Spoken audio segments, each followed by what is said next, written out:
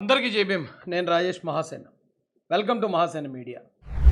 RS Praveen Kumar గారు ఈయన బీఆర్ఎస్లో చేరారు. ఇప్పుడు మొన్నటిదాకా తెలంగాణ బీఎస్పీకి మొత్తానికి చీఫ్గా ఉన్నాడు. ఈయన తెలంగాణ బీఎస్పీకి ఆయన చీఫ్. ఆ బీఎస్పీ తరఫున పోటీ చేశాడు, మంచి ఓట్లు వచ్చాయి ఆయనకి. కానీ బీఎస్పీ పార్టీ చాలా చోట్ల యాజ్ యూజువల్ ఎప్పుడులాగే ఓడిపోయింది. ఓడిపోయిన తర్వాత ఈయన బీఆర్ఎస్ పార్టీలో చేరాడు. ఓకే, తప్పులేదు. ఎందుకంటే ఆయన రావడం ముందు అంబేద్కర్ సిద్ధాంతం కోసం, ఆ ఐడియాలజీ కోసం కాంశీరామ్ గారు పెట్టిన పార్టీలోనే చేరాడు. అయినా ప్రజలు ఆయన్ని యాక్సెప్ట్ చేయని కారణంగా సరే మన వాళ్ళకి ఇంకా చైతన్యం రాలేదు, అందాక ఏదైనా గెలిచే పార్టీలో ఉందామని ఆయన బీఆర్ఎస్లోకి వెళ్ళాడు. బ్యాడ్లకు బీఆర్ఎస్ ఓడిపోయింది. అయితే రాజకీయ కుట్రలకు అధికారులు బాధితులు అని ఆయన స్టేట్మెంట్ ఇచ్చాడండి. అద్భుతమైన స్టేట్మెంట్. నాకు ఆర్ఎస్ ప్రవీణ్ కుమార్ గారు అంటే చాలా రెస్పెక్ట్. ఆయన్ని చాలా రెస్పెక్ట్ చేశాను. ఏ రోజు ఆయన ఎప్పుడు నేను విమర్శించింది కూడా లేదు, విమర్శించే పనులు కూడా ఆయన ఎప్పుడు చేయలేదు. అయితే ఆయన ఈరోజు ఇచ్చిన స్టేట్మెంట్ మాత్రం చాలా ఆశ్చర్యంగా అనిపించింది నాకు. ఆంధ్ర రాజకీయాల గురించి ఇచ్చాడు. ఆంధ్రాలో ఒక సెన్సేషనల్ కేసు గురించి తెలంగాణలో ఉన్న ఆర్ఎస్ ప్రవీణ్ కుమార్ గారు స్పందించారు. చాలా మంచిది. ఎందుకంటే మన అన్నదమ్ములం, పక్కపక్క రాష్ట్రాల్లో విడిపోయినా అన్నదమ్ములుగా కలిసి ఉన్నాం.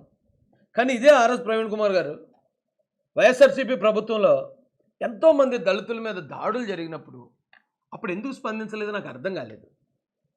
ఇప్పుడు ఇమ్మీడియట్గా స్పందించిన అంటే ఇప్పుడు ఏమి ఎవరు చచ్చిపోలేదు, ఎవరు చంపేయలేదు, ఎవరికి గుండు కొట్టలేదు, ఎవరిని చంపేసి ఎవరిని డోర్ డెలివరీ చేయలేదు, ఏమీ చేయలేదు. ఇక్కడ ఏమీ చేయని దానికి చాలా బాగా స్పందించారండి ఆర్ఎస్ ప్రవీణ్ కుమార్ గారు.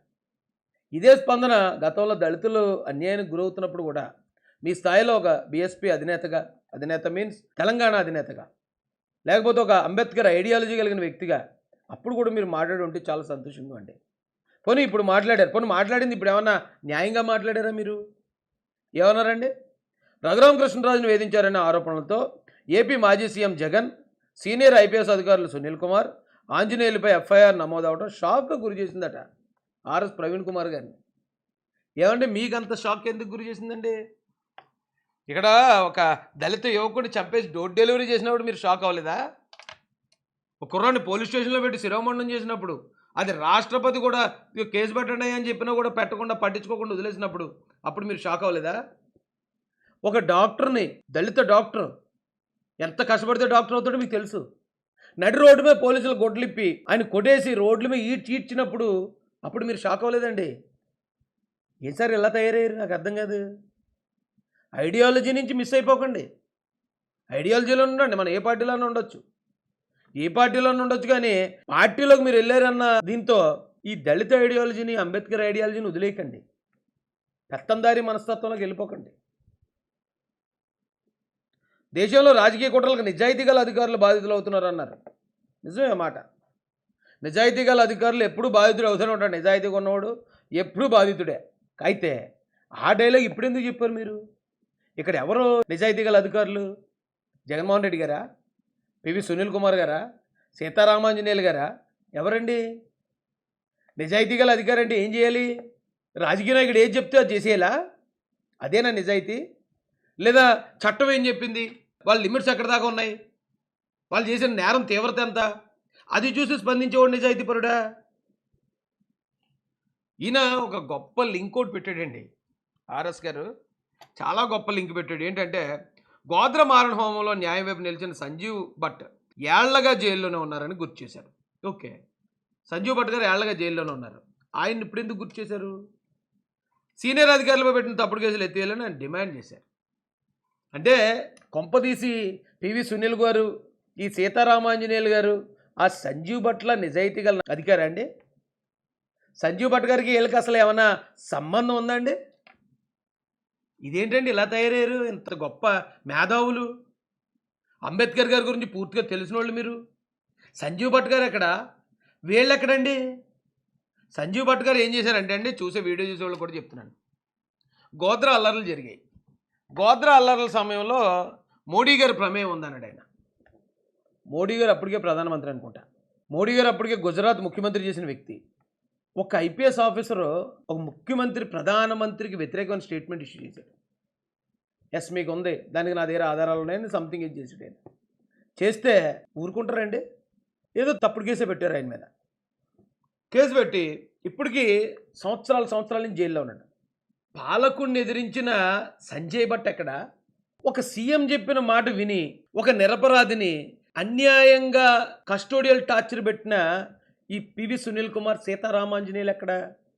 సంజయ్ భట్ గారేమో పాలకుడిని ఎదిరించాడు అక్కడ అన్యాయం జరిగిందని, వీళ్ళేమో పాలకుడిని సంతృప్తిపరచడానికే అన్యాయం చేశారు.